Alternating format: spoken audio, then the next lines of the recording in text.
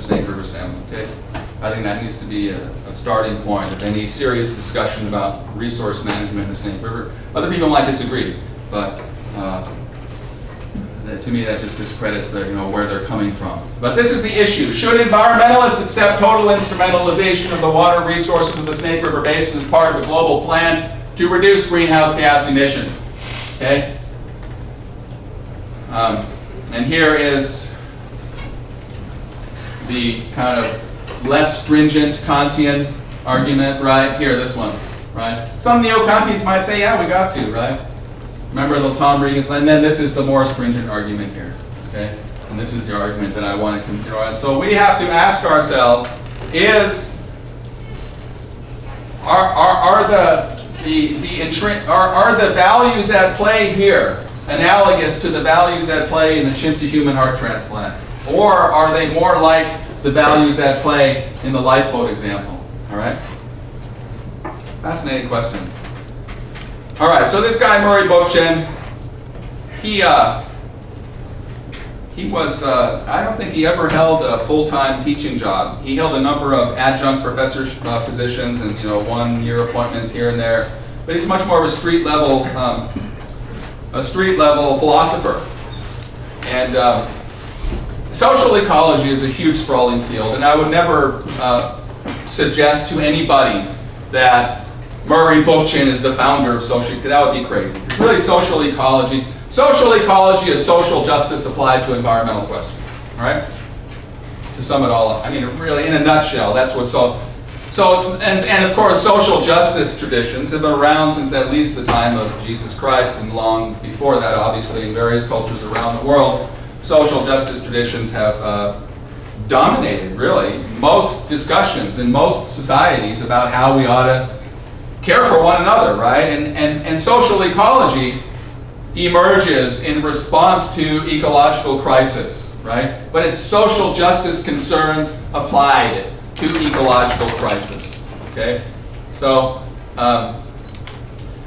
there have been various social ecology groups around for a really long time, okay? This is a much older tradition than deep ecology, although it didn't really come into its own until the 60s and 70s. And probably Murray Bookchin did have a great deal to do with it coming into its own, okay? But Murray Bookchin is not the first, and a lot of contemporary social ecology does not come out of Murray, okay? So, he inspires part of social ecological thinking, but not all of it by any means, okay? And obviously, we don't have enough time. I mean, social justice is just huge, right? It's this huge field.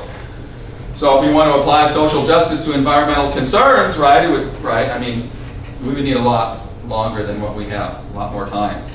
But anyway, you can go to the internet and you can find various social ecology advocacy groups, nonprofits, and they tend to define social ecology as a coherent radical critique of social, political, and anti-ecological trends, right? A critique of mainstream resource extractivism along with the patriarchal, hierarchical, economic elitist structure that goes along with all of our ecological problems, okay? Social ecology is also a reconstructive, ecological, communitarian, ethical approach to society. You can think of social ecology as an effort to articulate a more ecologically harmonious social structure, which would be a non-structure, at least not a value-laden structure, okay? Not a hierarchy of values. Social ecology advocates a reconstructive and transformative outlook on social and environmental issues and promotes a directly democratic confederal politics. As a body of ideas, social ecology envisions a moral economy that moves beyond scarcity and hierarchy toward a world that reharmonizes human communities with the natural world while celebrating diversity and creativity and freedom. Social ecology aims to, so it's a broad, right? It's a movement that attempts to dramatically reshape our moral universe, Western society, mainstream society's moral universe. And a big part of that effort to reshape our moral universe is an effort to replace our mentality of domination with an ethics of complementarity. Such ethics reflect our true role okay, which is to learn to accommodate a fuller, richer world for all beings. The result should be a society based on ecological principles, an organic unity in diversity, free of hierarchy and based on mutual respect for the interrelationship of all aspects of life. If we change human society, then our relationship with the rest of nature will become transformed. The essential theses or thesis of social ecology that runs throughout all of their analyses, nearly, if not all, ecological problems are social problems. All right? The basic problems which pit society against nature emerge from within social development itself. Divisions between society and nature have their deepest roots in social divisions, in conflicts between human and other humans, right? So the domination of nature is a consequence. If you want to think, well, which comes first, the chicken or the egg? The social ecologists say that the domination of nature, the mainstream approach to resource management, the frackers and the drillers' environmental ethic, right, is rooted in the domination of human by human. All right? So we need to get at the underlying social structure in order to address the ecological crisis. Okay? Ecological crisis is a social crisis involving the domination of most humans by some humans. Okay? So this is real, kind of left-wing, really. Clearly, social ecology comes out of Marx, but not entirely Marx. And we should note, the attentive student will note that Murray Bookchin refuses to call himself a Marxist because Murray Bookchin insists, perhaps unfairly, but I think certainly most Marxist economists would agree that Marx's key point is that domination is predicated on economic domination. Okay, that economic domination is kind of the master key of all other forms of domination, classism, etc. Right? And that's something that Murray Bookchin disagrees with. He thinks that structures of domination go much deeper than just economic institutions. And so even if we overthrow mainstream economic institutions and we elect Bernie Sanders, etc., and we become a great socialist, Scandinavian society, and we create free healthcare for all and universal education free education for everybody who qualifies, etc., then we still, according to Murray Bookchin, we still will not have, that kind of political revolution needs to go hand in hand with a deeper cultural revolution, is part of what Murray Bookchin is telling us. And so he doesn't want to restrict himself to being a Marxist, okay? Anyway, at a practical level, so let's get philosophical again and let's try to identify the axiology of social ecology. And I think it's safe to say that social ecology gravitates toward this quadrant over here, right? Quadrant number 3, the holistic anthropocentrists, okay? Natural resource management, according to thinkers like Murray Bookchin, should be organized around long-term human society. There's a sense in which, there's a sense in which he's not really committed himself metaphysically to the claim that only humans have moral status, right? Just as neither has Norton, right? Norton has not. Both of those guys, Norton and the social ecologist, or Bookchin at least, probably could be fairly characterized as strategic anthropocentrists. But as far as the deeper metaphysical or metaethical question about whether non-human ecological wholes have moral status, they just, social ecology isn't really trying to answer that question. So it would be fair to say that at least strategically, they're insisting that the best way for resource managers to organize their resource policy is to do so around, right? What is the goal? To promote the long-term well-being of the human community, right? And they think, like Norton thinks, they think that organizing resource policy around that long-term goal is going to result in the most benefit, not only for humans, but for a whole host of other non-human communities as well, right? Because when humans are concerned about their own health, they clean up their land, air, their water, and all that benefits the wildlife too, right? And when humans are concerned about their own health, especially their psychological health, then they end up taking steps to preserve biodiversity, right? because biodiversity, preservation of biodiversity is important for the long-term psychological health of future generations, right?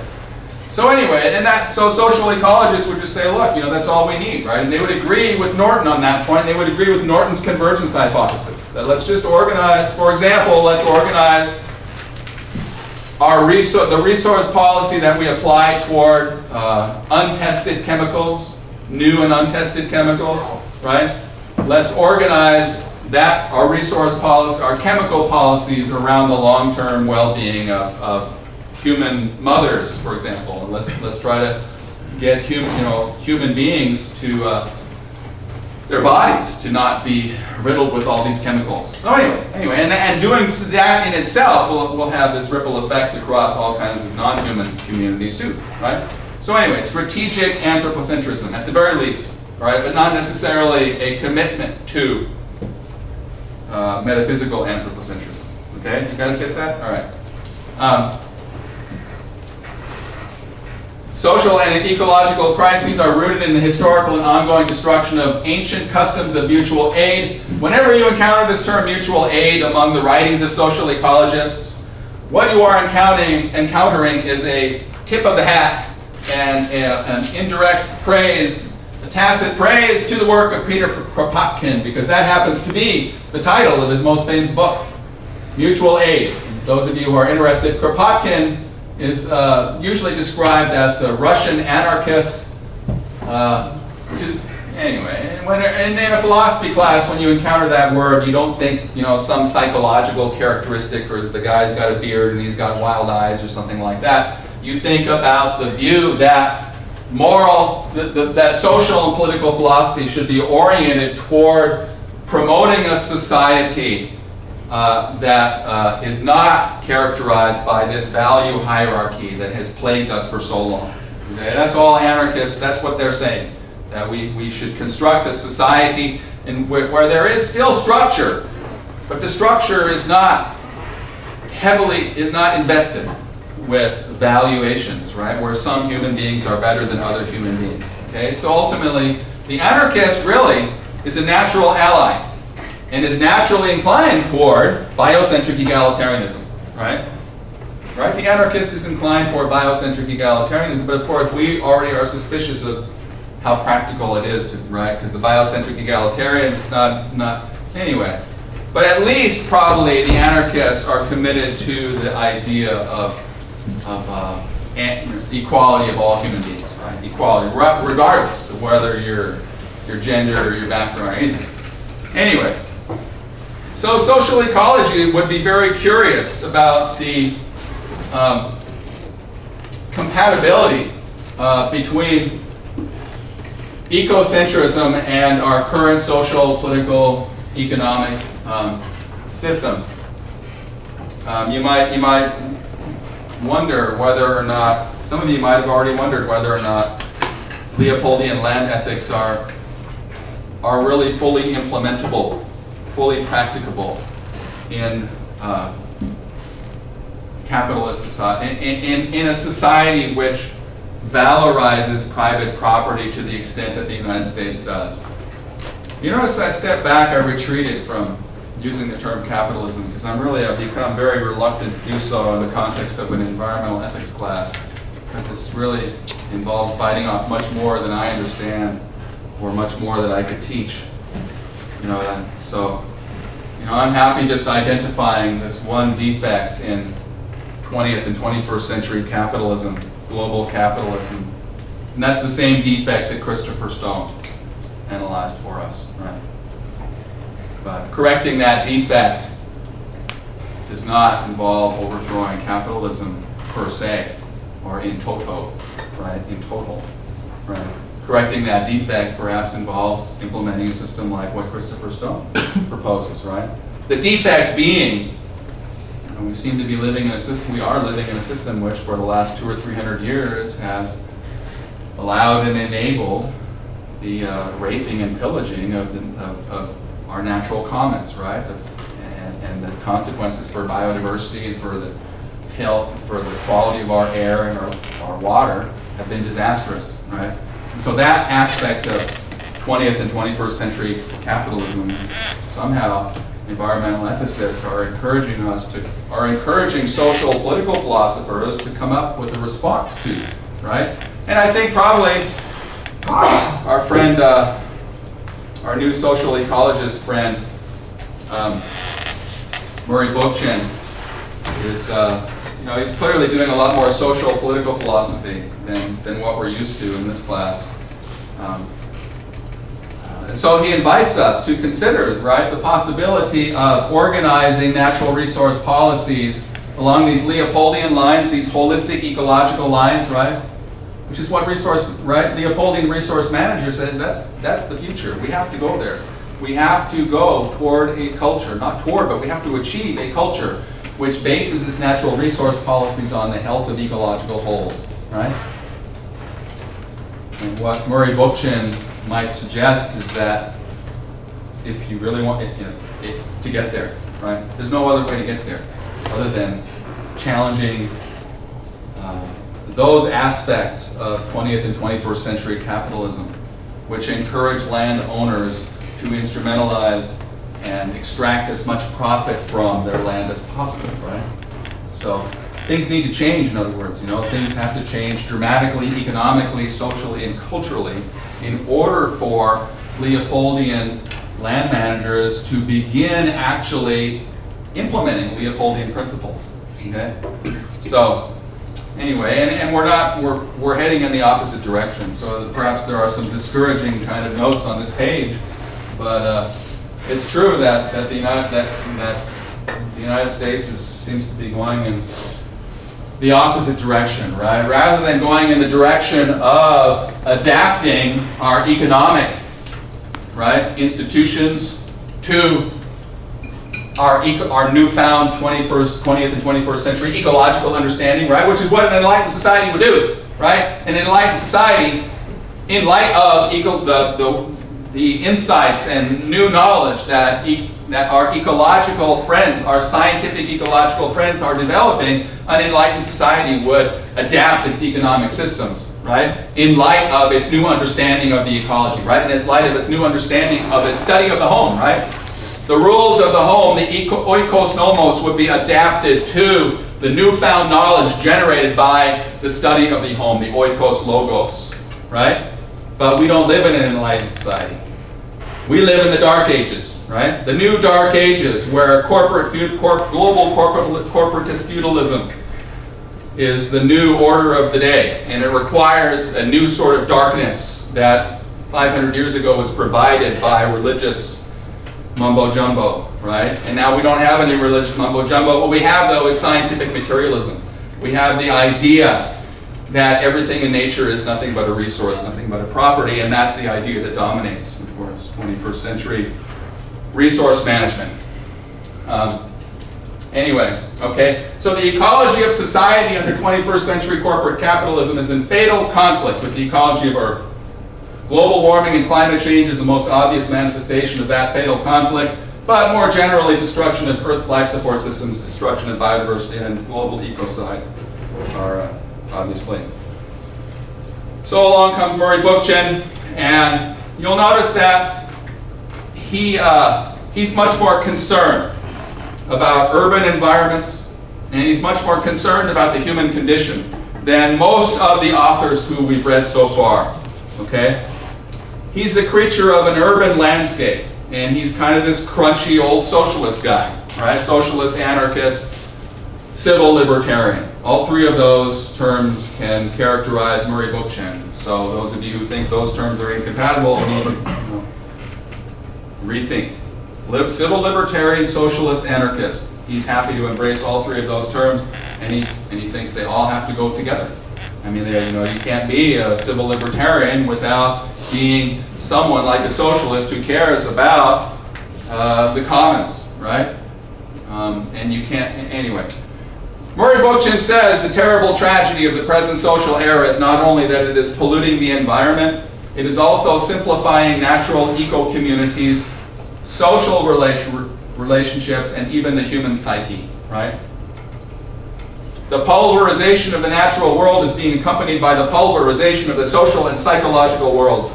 In this sense, the conversion of soil into sand in agriculture can be said, in a metaphorical sense, to apply to society and the human spirit. The greatest danger we face, apart from nuclear immolation, is the homogenization of the world by a market society and its objectification of all human relationship and experiences into commodities. Right? The commodification of the human soul. It's terrifying, isn't it? It's terrifying to me. Commodification, you know, but then maybe the soul doesn't exist, and say, the hell with it. Anyway, let's take a 5-minute break. I'm getting ahead of myself. So, and then let's come back to Murray Bookchin, and let's try to get back over to the Snake River too. All right. So come back at 5 minutes after 1, and we will continue.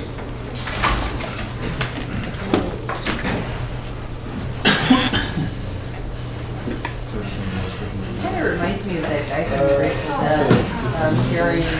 No. Jerry Garcia? Yeah. Oh, yeah. I've got all these. I finally got all caught up in my grading too. So. And I have an attendance sheet for today. That's good. Now I have 2. Looks like I have 2 term papers already. Wait, were they due today or are they due on Thursday? No, they're actually not due till next Tuesday. Yeah, I said that in class last week. I'm sorry, Andrew, you missed it. But do you want to keep working on it then? Your term paper is not due until next Tuesday, okay? All right, but I do have these other, and then I do have, take up your, like F's.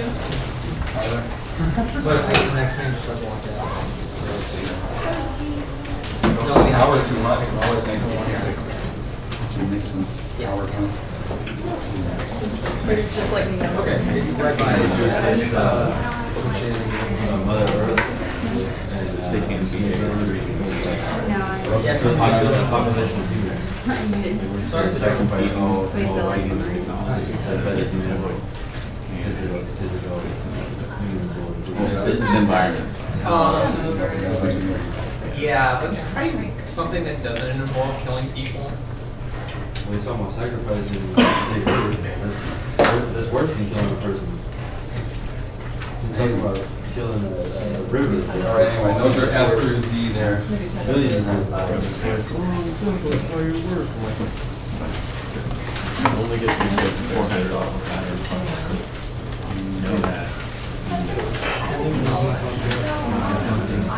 Like all the time. Isn't it like organized alphabetically? Yeah.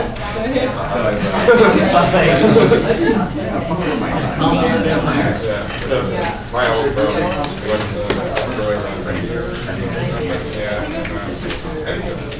but I clearly I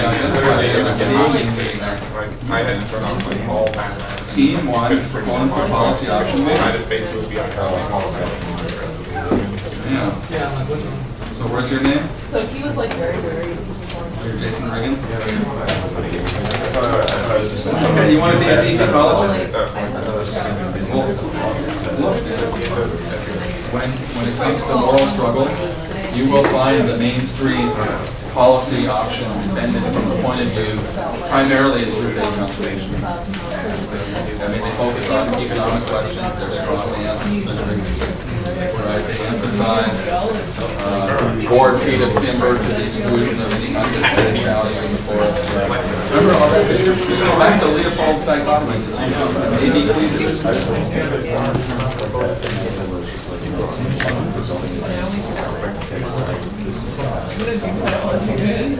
Like a mega job project. Like that, how are we going to use that same logic for taking it down? Because taking it down is still, you know what causes quick fix mega job project?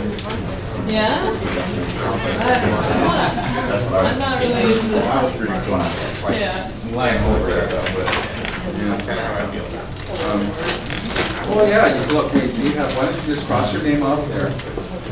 And take one of these other blank spots on 10-2. Sorry to disappoint you. Oh, that side has some heavy hitters already.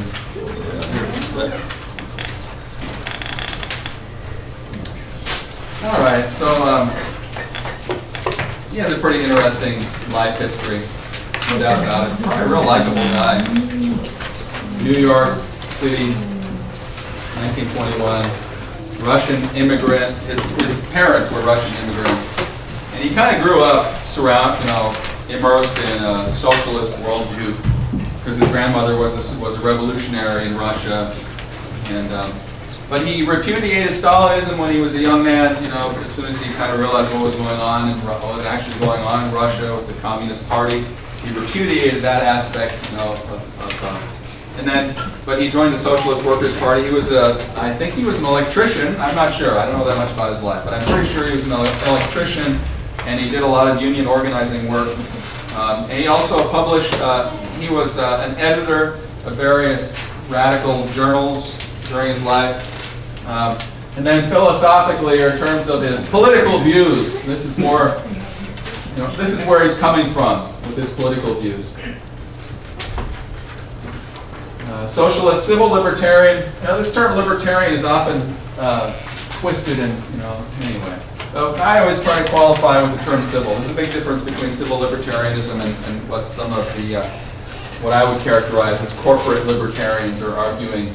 And there's no question that civil libertarianism is perfectly consistent with with a form of government that regularly intervenes in the marketplace and redistributes wealth on behalf of, in order to maintain a fair and equal society, which it seems to me is what socialists are saying, right? The core of the socialist argument is the view that government has an important role to play in the marketplace, right?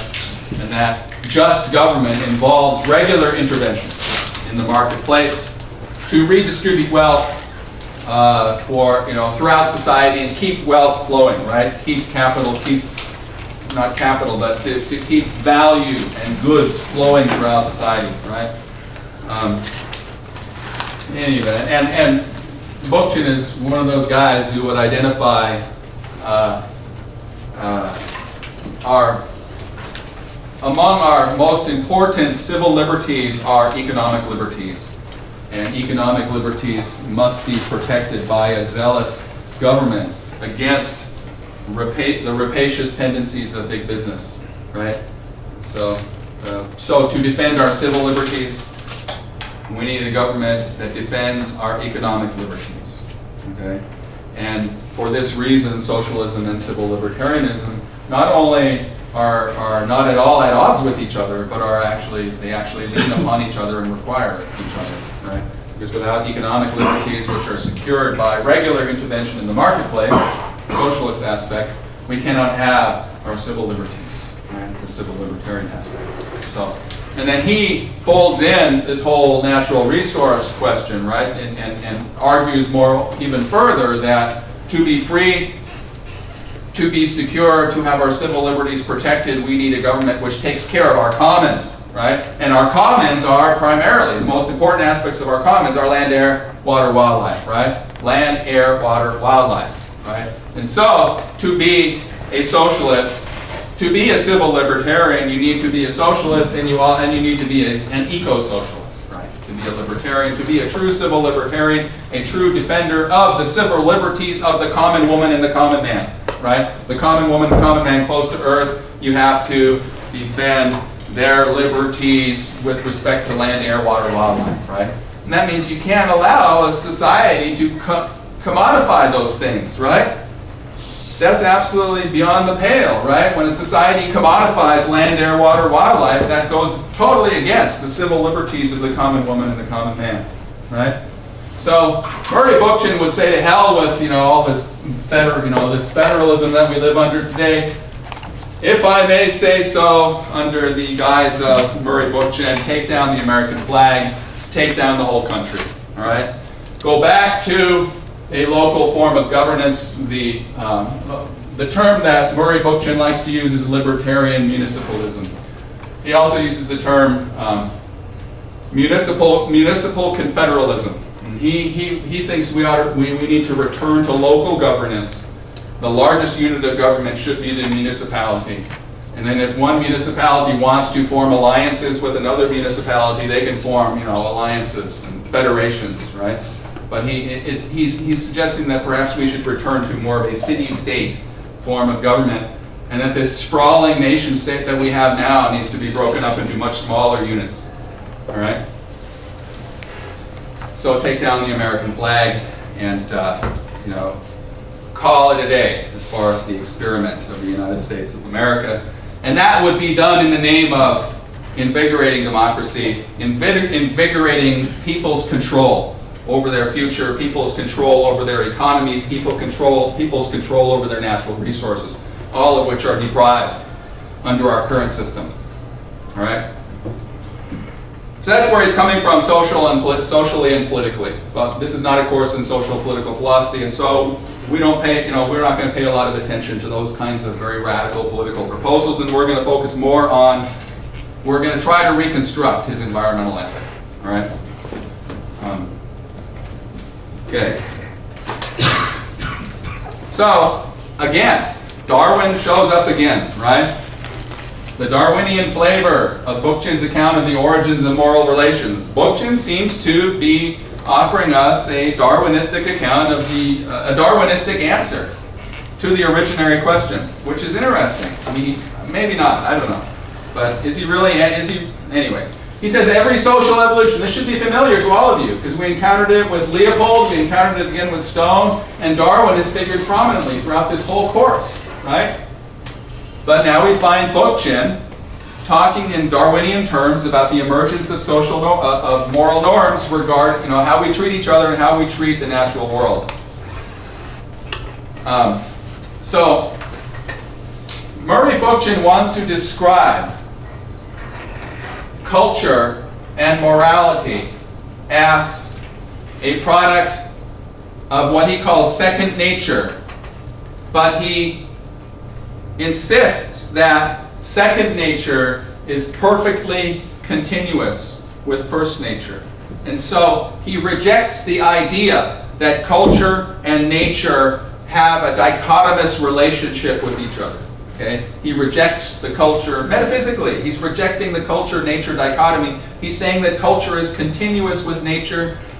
Culture and humans, humans, because of their culture, do represent a significant break with the rest of the animal world. Okay? Okay? There are significant differences between humans influenced by culture, by second nature, and the rest of the animal world. But there isn't a difference, the difference isn't so fundamental as mainstream society, you know, would suggest. There isn't, you know, and that, of course, goes along with their rejection of the notion of human superiority, right? Which Bookchin also rejects. Second nature, the result of socialization and social evolution, emerges from within first nature, the result of biology and natural evolution. Okay? Humans were socialized and developed systems of morality by means of deeply ingrained blood ties, specifically maternal ties. The one known factor which establishes a profound distinction between human groups and all other social groups is the association of mothers and offspring, which is the sole form of true social solidarity among animals. All right, so that's, you know, kind of profound. You know.